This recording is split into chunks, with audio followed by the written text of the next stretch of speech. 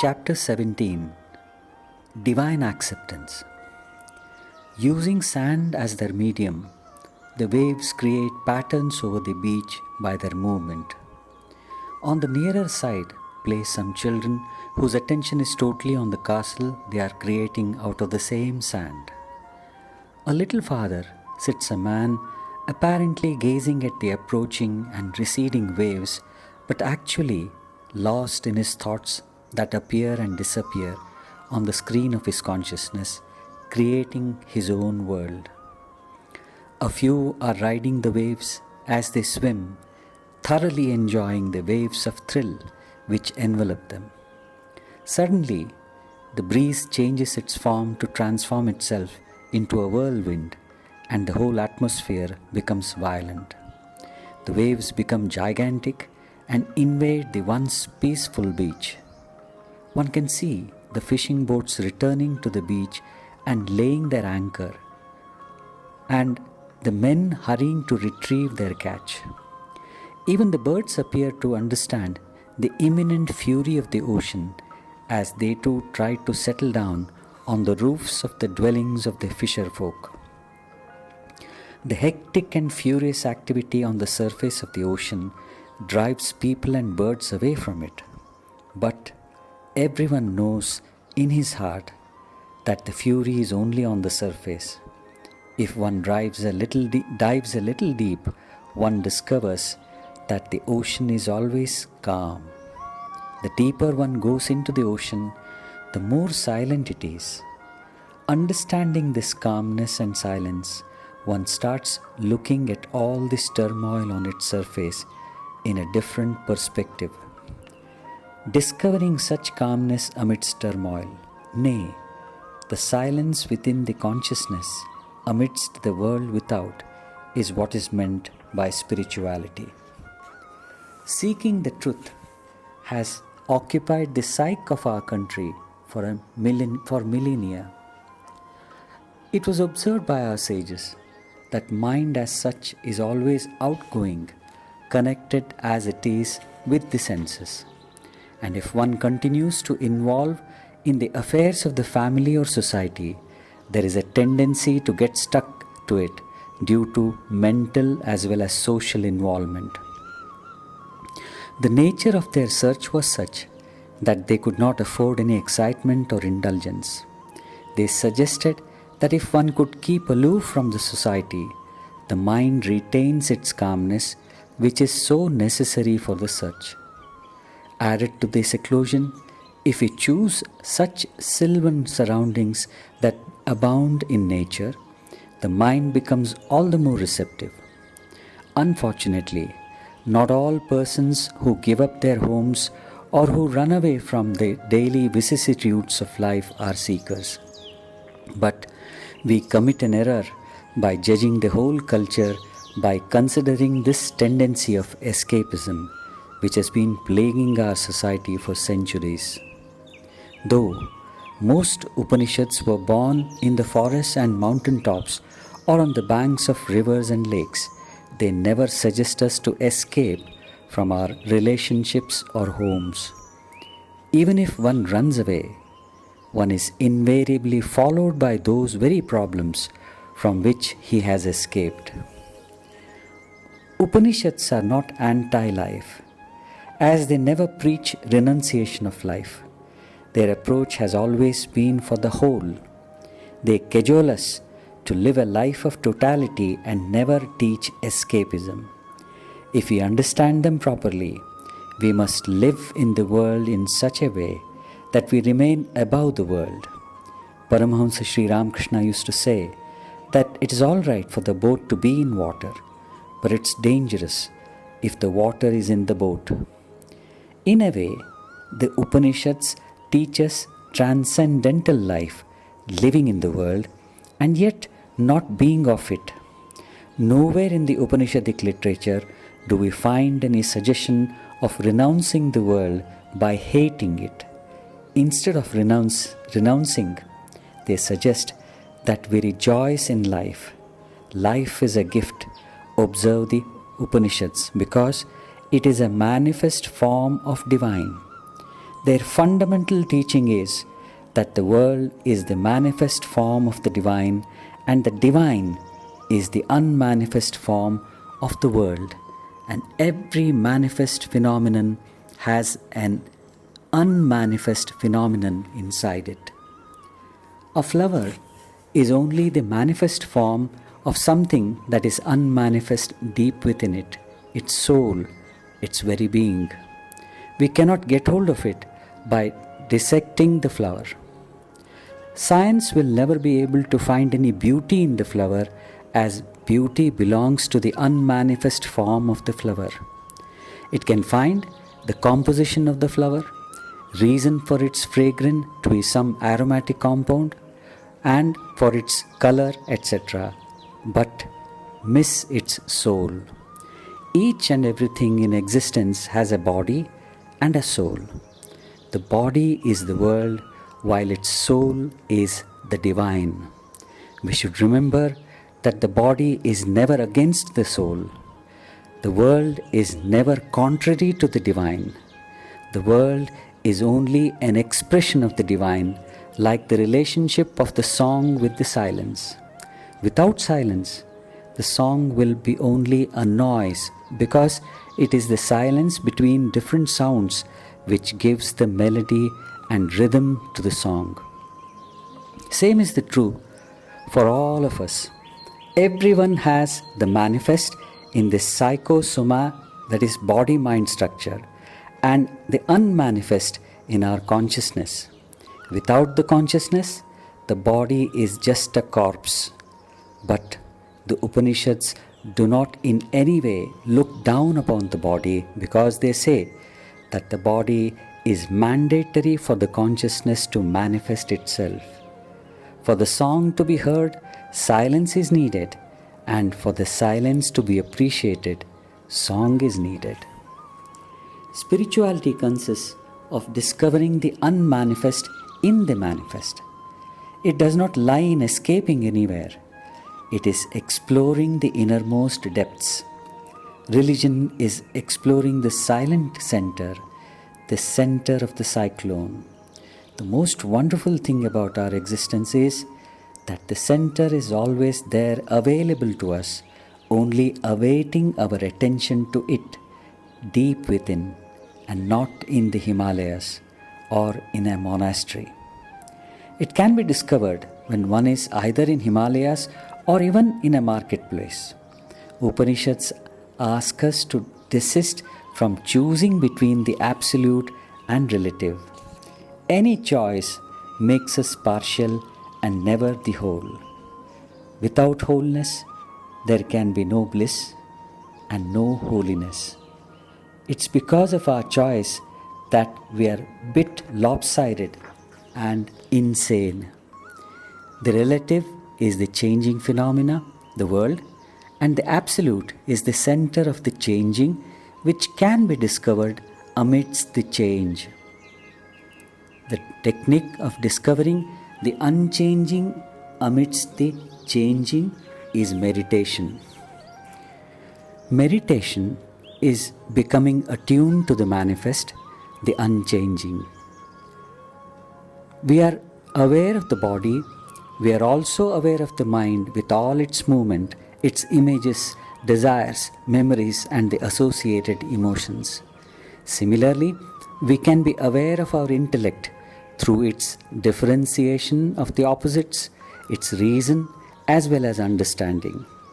One thing is certain, that the entity who is aware of the body cannot be the body. It has to be separate. If it is aware of the mind and intellect, it cannot be these faculties, but different from them. The witness has to be separate from those things which it witnesses. To become aware of this witness is to discover the essential, the central, the unchanging, and the eternal. The body changes. It was a child once, now it may be youth. It will become old shortly. It started as a fetus in the womb. It then got changed into a child, into a boy or a girl, into a youth, into a middle-aged, and into an old person, and finally it enters the womb of the existence. The nature of the body is to change constantly. If we observe the mind, we find that its change is faster. It is once happy, and the very next moment it may get angry. A little later it may become sad. The thoughts, mood, emotions, feelings, and everything about the mind is in a state of constant flux. This is true of everything in the phenomenal world. It's very much like a cyclone. It is never the same for even 2 consecutive moments. That is why it has been called as Jagat, which means that which is constantly moving. But behind this Jagat, something always remains the same, the one who is aware of this change. To find this witness is to find, or rather, to rediscover the divine, because it is always available to us if we only look for it.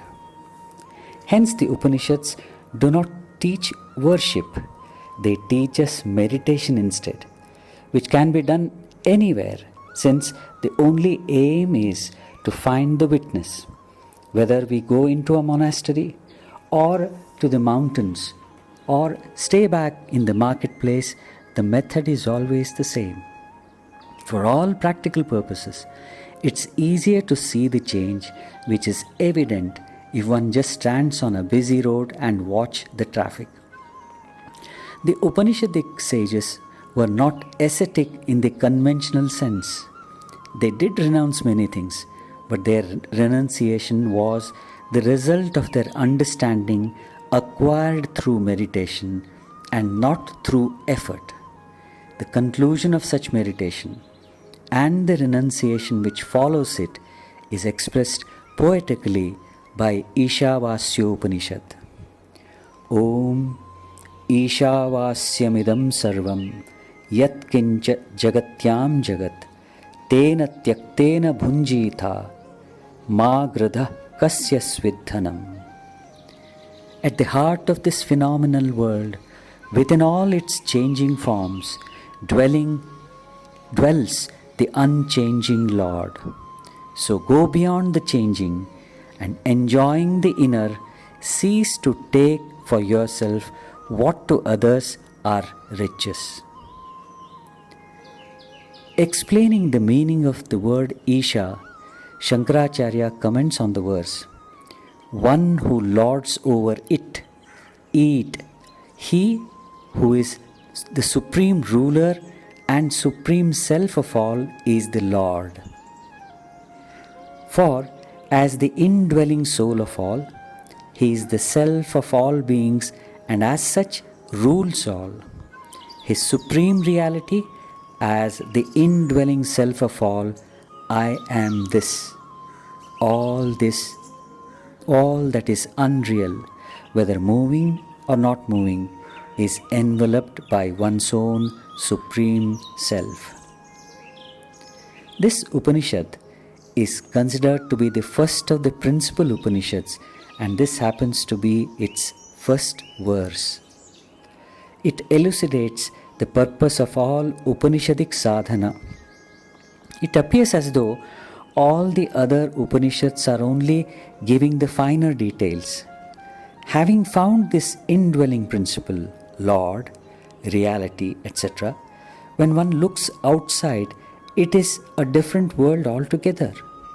It's not that the world has changed, but his eyes have.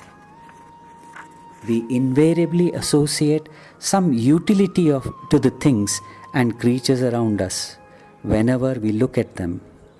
But when our vision is governed by the unchanging principle, the same rose becomes so beautiful, we feel that it need not have any purpose.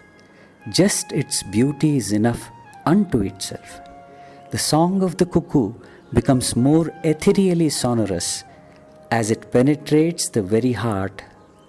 Everything around us becomes different because we start seeing the world from deep within, from the center of our being. like the two banks of a river connected at the riverbed. Everything is very intimately connected with the whole existence. When we understand this point, we realize that it is ridiculous to run away from the surface by renouncing the world. It's not the world that is responsible for our anxieties, but our point of view is. The mantra suggests us to go beyond and not against the changing.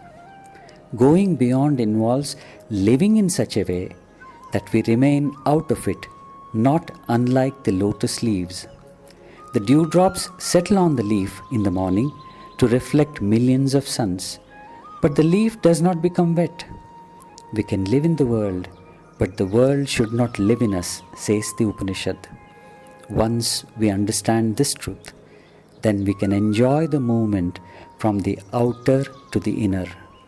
When we start recognizing the changeless in everything that is coming into our contact, we cannot help but enjoy, no matter what it is. A Sufi mystic used to pray at the end of every day, "Thank you, Lord, for all that you go on doing for me. I can never repay it. Only thing I can do is to feel grateful." Once it so happened that he was traveling with his disciples, and for 3 days they neither got anything to eat and drink, nor any shelter to stay. They were driven from place to place as they were considered as anti-religious. But the master's attitude did not change. On the 3rd day, when the disciples saw their master pray in the same manner, in the same mood, they asked him as to how one can be thankful to hunger and thirst. The master replied with a smile of great inner satisfaction, "You do not seem to understand. Perhaps this was what we needed most. He has always fulfilled our needs. Hunger and thirst must have been our needs for these past 3 days. Remember, the Lord always fulfills our needs, though He is not obliged to fulfill our desires. It is almost like the trust we have on our doctor. He may give us any bitter medicine. He may even cut off portions of our body, but we know that He is doing all these things only to cure us of our illness." This Upanishad gives the basic rule of spirituality. Do not divide the world into outer and inner, into good and the bad, into spiritual and profane. There is nothing other than the divine. We should enjoy the outer because it is divine, and riding on the same wave of enjoyment, we should enter and equally enjoy the inner. It is very much like a person feeling cold inside goes out to sit in the morning sun to warm himself. When the sun becomes too hot, the same person comes into the cool room. He enjoys the warm sun as much as he enjoys the cool inside. But the question arises, if everything is divine, then why are we asked to avoid indulgence and involvement? Why are we told all the time to develop antarmukhata? The Upanishads point out that without the antarmukhata, we will never be able to experience the divinity, because to recognize the divinity outside, we have to first recognize the divine within. One of the persistent problems we face is in developing antarmukhata and maintaining it. Whenever we try to look within, all we find is just darkness.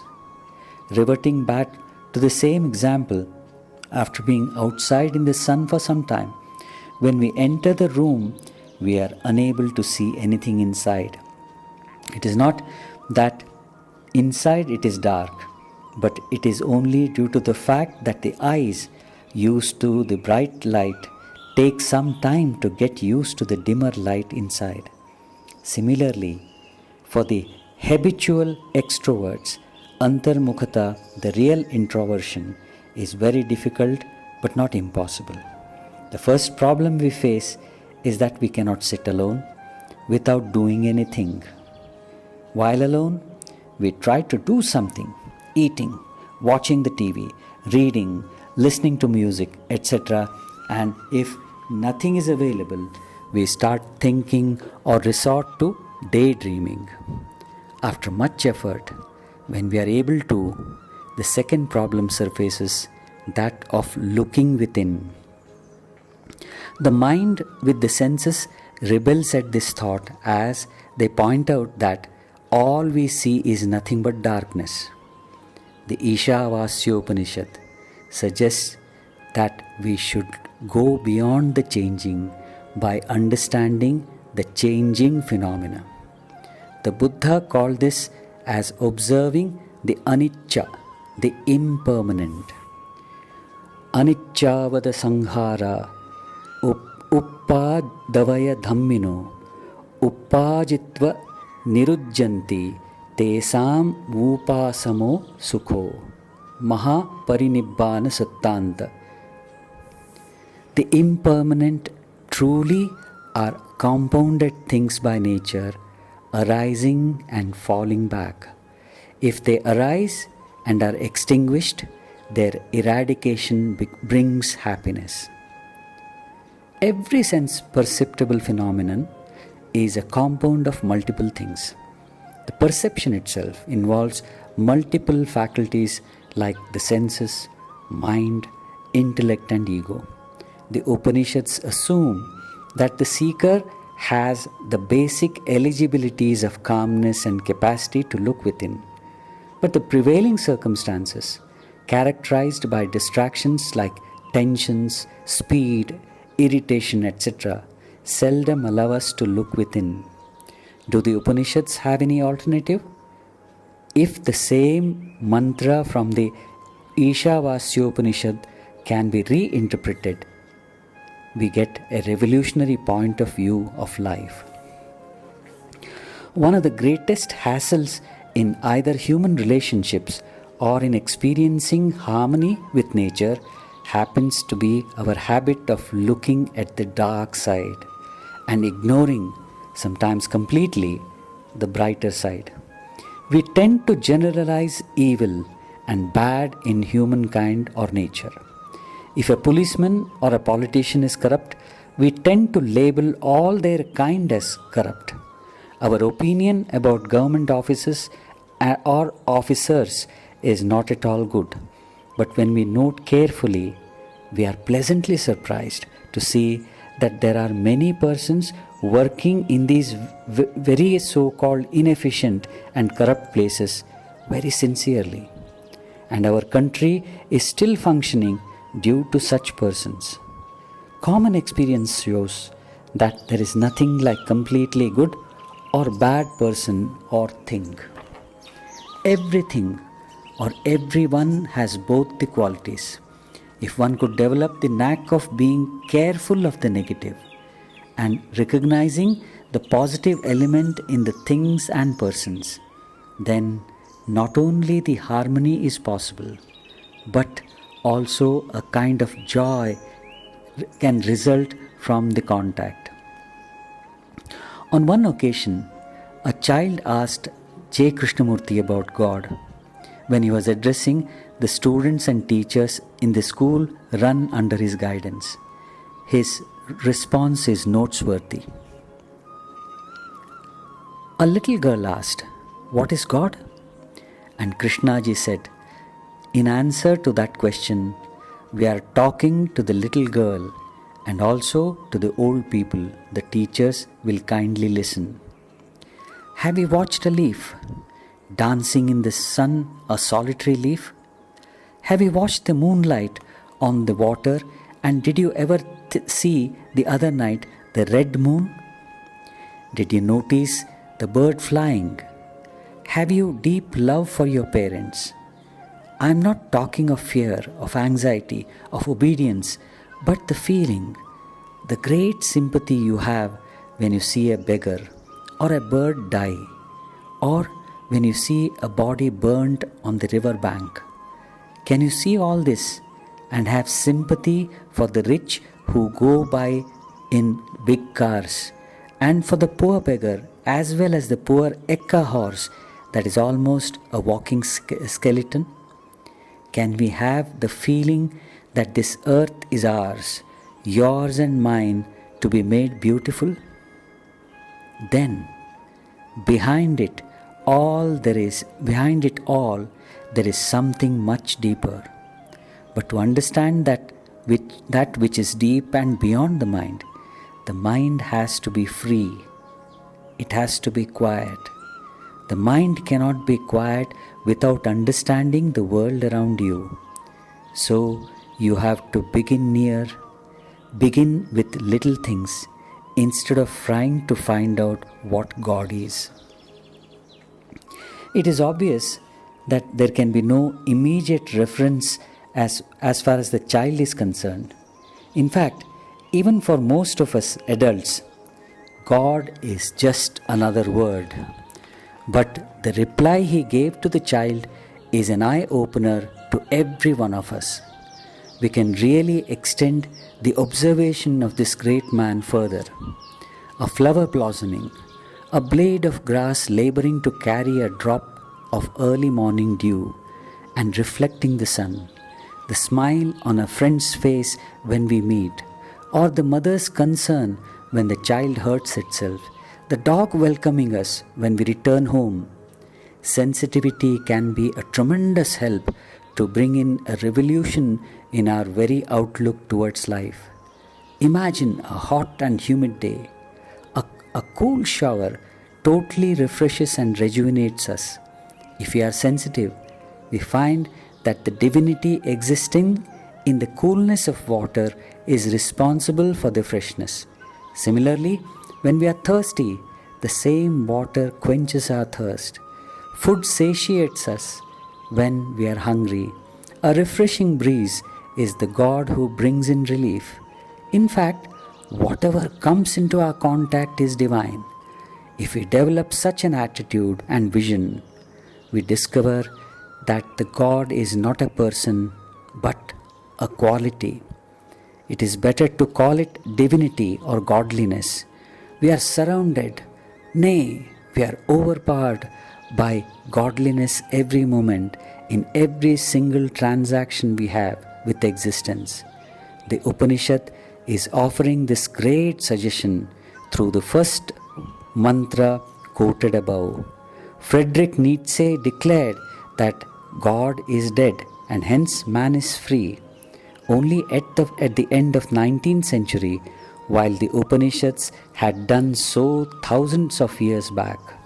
Actually, God is not in the sky, but ever present in all the things that bring in joy, give a sense of appreciation of beauty, and create a feeling of love and friendship, that if we learn to observe and learn from the book called life, we can experience that God is not a person but a quality, which may be called as godliness. But should we restrict godliness or reality to only goodness? When we generalize, God is in the pain of a person who has lost a dear one, in the sympathy of a person who feels for the bereaved. We should also realize that it is as much in the anger, violence, destruction as in compassion, love and understanding, as much in greed, disgust and infatuation as in charity, hope and freedom. But then, as J. Krishnamurti said, for having such a vision, we must transcend division. Yoga Vasishta classifies vasanas, the basic tendencies, into two types. Bhoga Vasana, the tendency or taste for experience, or Bheda Vasana, the tendency to differentiate. Out of these two, Bheda Vasana is more fundamental.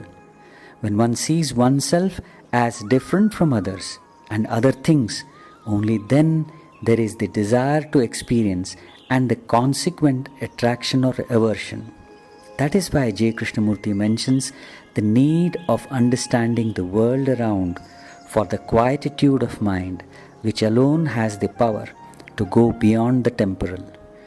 A quiet mind is actually a mind without any waves, or no mind as it is called in Zen circles. The Upanishads call this as the state of Antarmukhata or the alert state of Sakshi Bhava, etc. Whatever be the name by which it is called, the characteristics of the state are non-indulgence at the gross level and non-involvement at the subtle level.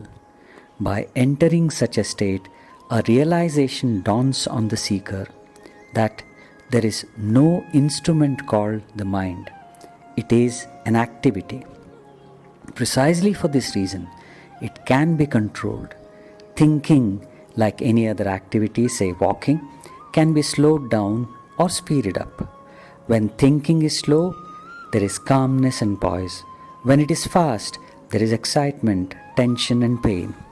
If you observe a person who is emotional, for instance, angry, we notice that his mind is so fast that he is sometimes unable to even speak. This also happens with lust, greed, infatuation, jealousy or pride. There is a shloka in Bhagavad Gita, Shaknoti haiva yas sodhum prak sharirava mokshanat kama krodod bhavam vegam sayuktaha sasukhi naraha. That person who is able to control the speed born out of desire and anger before dropping the body is a yogi and is happy. This happens to be one of the most important discoveries for a sadhaka when he understands it through his own experience. The experience becomes not only a source of confidence but also a conviction that, like any other activity, we can stop the mental activity.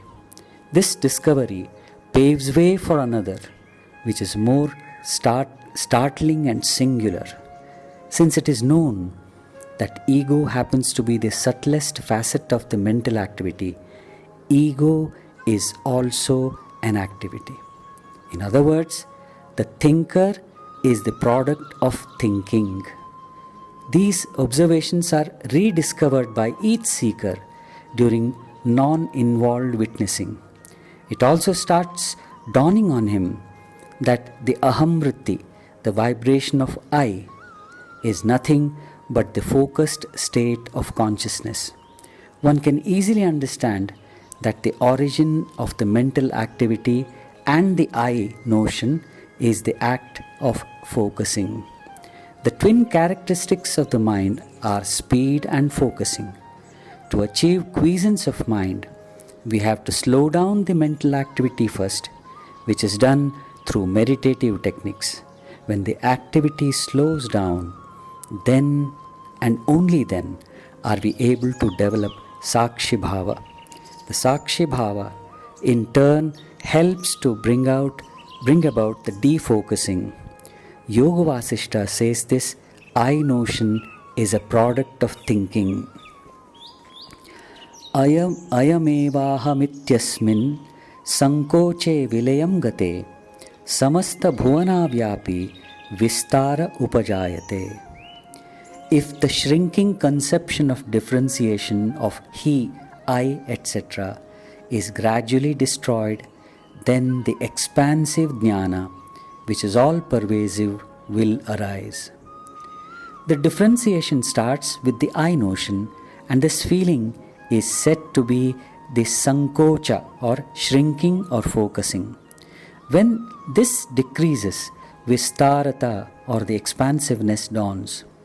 In his Pratyabhijna Hridayam, Kshemaraja gives the essential nature of the individualized ego in the following two aphorisms.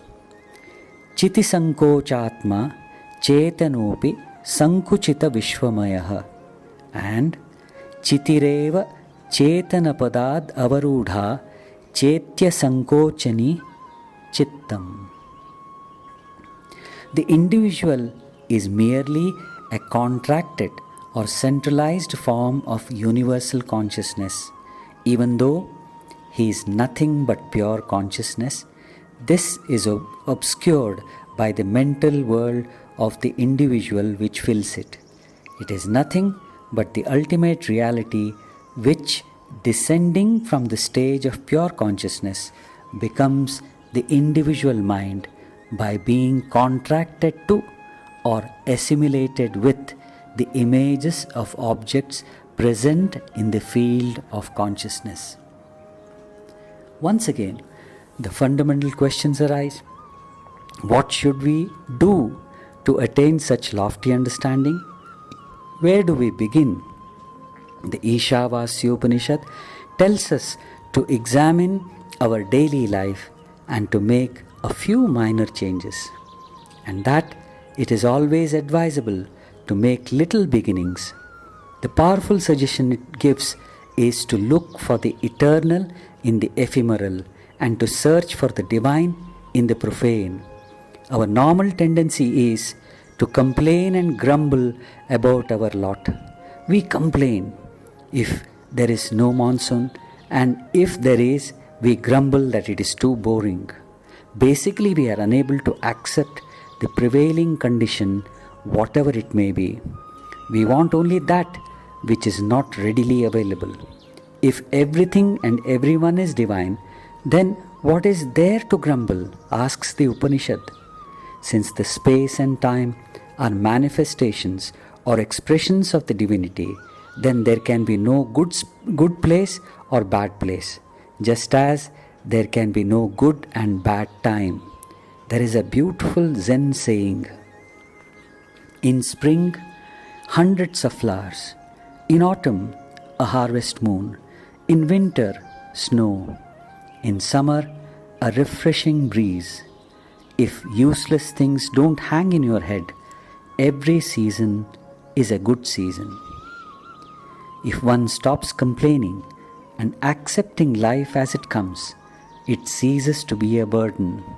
A trusting mind never grumbles on the problems and difficulties, but it accepts everything with awe and wonder. It never doubts and argues, but it counts the blessings. The concept of prasada, the consecrated, which is given in the temple, is a very good example. When we visit the temple, we accept the prasad heartily, no matter what it is, a piece of sweet or fruit, a flower, or even a leaf of tulsi or sacred basil. If one is able to take all situations and persons as gifts from the divine, nay, take them to be divine, the whole life and existence becomes one long celebration. Such divine acceptance is like beacon light guiding the boat of the seeker in the stormy ocean of life and death. The seeker becomes childlike, simple and pure.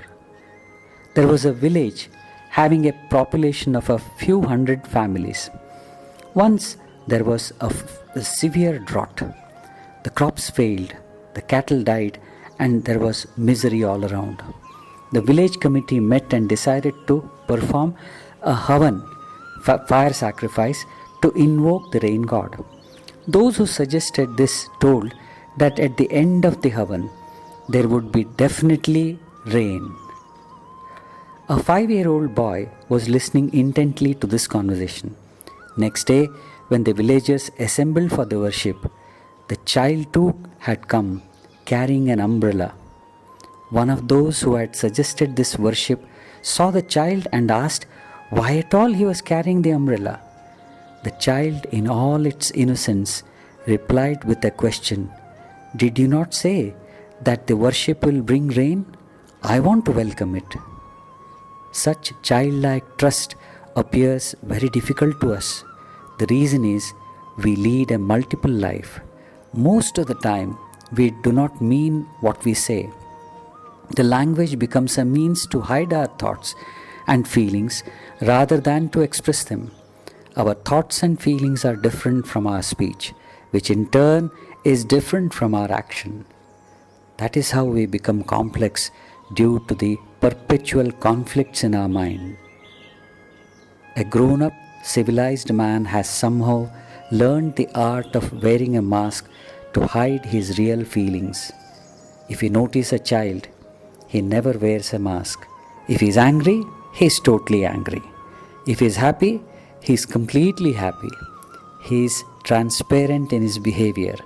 The purity and simplicity of mind necessarily implies that there is sincerity. One is sincere when there is total integrity of thought, word, and deed. A simple mind is always straight and simple in its dealings. In other words, only a person who practices truth at all levels becomes sincere. A sincere person alone can be pure and simple, and a pure and simple person alone is capable of trusting. If a doubting man is cheated by one person, he loses faith in entire humanity. But if the same happens to a man of trust, he says that this man might have cheated, but the others are trustworthy.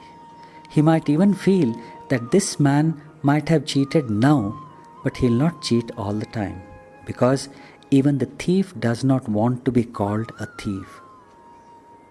This very trust made Socrates say, I have faith in human virtue even after so much of suffering and ill treatment. Forgiveness comes naturally to a man of trust. Jesus Christ could say on the cross, Forgive them, O Father, for they know not what they are doing. However, the person who is forgiving considers what others have done to him as wrong, but he does not nourish any ill will towards them and is prepared wholeheartedly to forget. But when there is further growth, when the man becomes personification of trust, he accepts totally, and in a very rare case, the mind does not even register the event. When someone asked the Buddha as to how he had such compassion for and love for everyone, including those who had tried to harm him, he smilingly replied that for him, every person and everything, including the stone, was a Buddha, though the Buddhahood was less or more asleep. Paramahamsa Sri Ramakrishna used to tell a parable to illustrate this. Fully awakened souls are beyond virtue and vice. They realize that it is God who has become everything. There was a monastery in a certain place. The monks residing there went out daily to beg their food. One day a monk, while out for his alms, saw a landlord beating a man mercilessly. The compassionate man stepped in and asked the landlord to stop. But the landlord was filled with anger and turned his wrath against the innocent monk. He beat the monk till he fell unconscious on the ground. Someone reported the matter to the monastery. The monks ran to the spot and found their brother lying there. 4 or 5 of them carried him back and laid him on a bed. He was still unconscious. The other monks sat around, sadness at heart. Some were fanning him. Finally, someone suggested that he should be given a little milk to drink. When it was poured into his mouth, he regained consciousness. He opened his eyes and looked around. One of the monks said, Let us see whether he is fully conscious and can recognize us. Shouting into his ear, he said, Revered sir, who is giving you milk? Brother, replied the holy man in a low voice, He who bet me is now giving me milk. A person who has fully awakened knows that he and every creature, nay, everything, are but waves on the ocean of consciousness. When the waves meet or rub or even clash, pleasure or pain may result, but for him who has seen them as such, there can be only bliss which transcends duality. This is what can be called as divine acceptance, accepting everything as divine.